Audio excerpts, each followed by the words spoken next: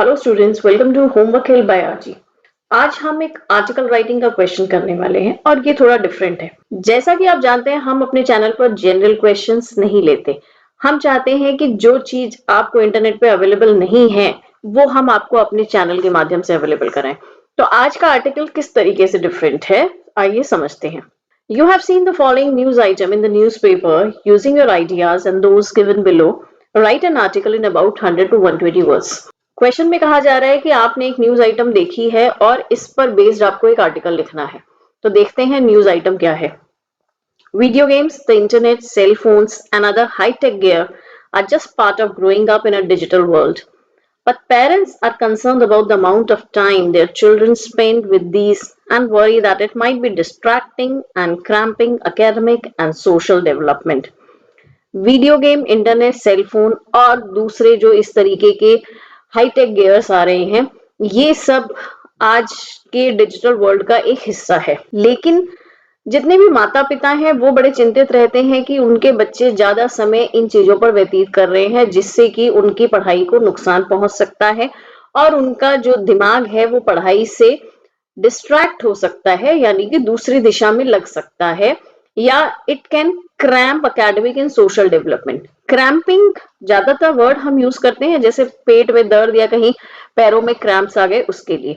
लेकिन क्रैम्प को जब आप एक वर्ब के तौर पे यूज करेंगे तो क्रैम्प का मतलब है किसी चीज में रुकावट पैदा करना। तो यहाँ पर पेरेंट्स को ये चिंता है कि ये सब हाईटेक गियर्स को यूज करके एकेडमिक और सोशल डेवलपमेंट में रुकावट पैदा हो सकती है।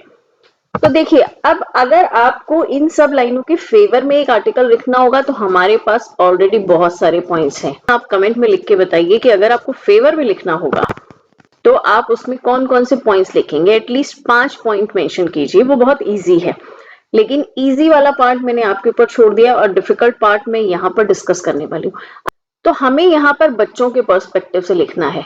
मतलब हमें इस तरीके से आर्टिकल लिखना है कि पेरेंट्स जो सोचते हैं कि ये जो डिजिटल गैजेट्स हैं ये बच्चों की पढ़ाई को बर्बाद कर सकते हैं, तो उसके अगेंस्ट हमें लिखना है। तो वहां पर आप क्या क्या पॉइंट्स लिख सकते हैं, आप लोग कैसे इस बात को टेस्टिफाई करोगे कि इस डिजिटल वर्ल्ड में रहते हुए भी हम अपनी पढ़ाई अच्छे से कर सकते हैं।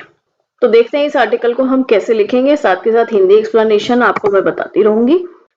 Today's world has cool things like video games, the internet and cell phones.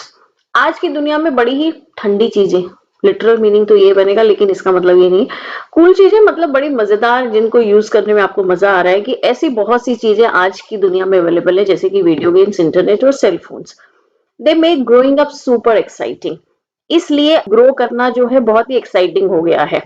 But guess what, some parents worry about us spending too much time on these gadgets. लेकिन बहुत सारे पेरेंट्स इस बात से परेशान रहते हैं कि हम इन गैजेट्स पर बहुत सारा समय बिता रहे हैं।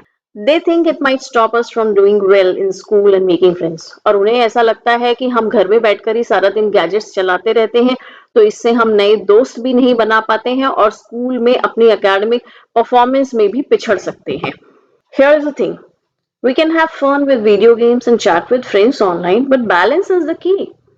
तो असली बात तो ये है कि हम वीडियो गेम खेल के और अपने दोस्तों के साथ चैटिंग करके थोड़ा मजा कर सकते हैं, लेकिन हम जानते हैं कि संतुलन बनाए रखना, बैलेंस बनाए रखना ही असली मुद्दा है।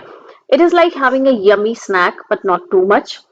हम इस बात को ऐसे समझ सकते हैं कि हमें कोई यमी स्नैक खाना है, हमें पिज्जा खाना है या हमें पकौड़े खाने हैं, लेकिन बहुत ज्यादा नहीं। Our parents want us to be good at studies without having fun. हमारे पेरेंट्स चाहते हैं कि हम बस पढ़ाई को बोरिंग तरीके से करते रहे जैसे वो लोग करते थे, कोई मजा ना करे।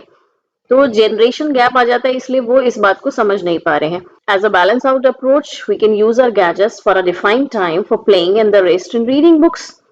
तो हमारे पास टाइमर सेट करने के लिए होता है। हम टाइम सेट कर सकते हैं कि हमें इतनी देर ही फोन चलाना है या हमें आधा घंटा ही वीडियो गेम खेलनी है, और हम बुक्स भी रीड कर सकते हैं ऑनलाइन, अपना होमवर्क भी कर सकते हैं और बाहर खेलने भी जा सकते हैं।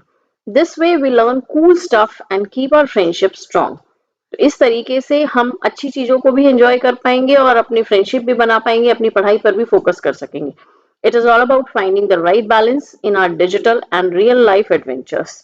तो इस प्रकार से हमें अपने डिजिटल और रियल लाइफ एडवेंचर्स में एक बैलेंस बनाना है और हम आज की जनरेशन इतनी समझदार है कि हम ये कर सकते हैं और हमारे पेरेंट्स को चिंता करने की बजाय इन बातों में हमारी हेल्प करनी चाहिए कि हम किस तरीके से बैलेंस बनाकर चल सकते हैं।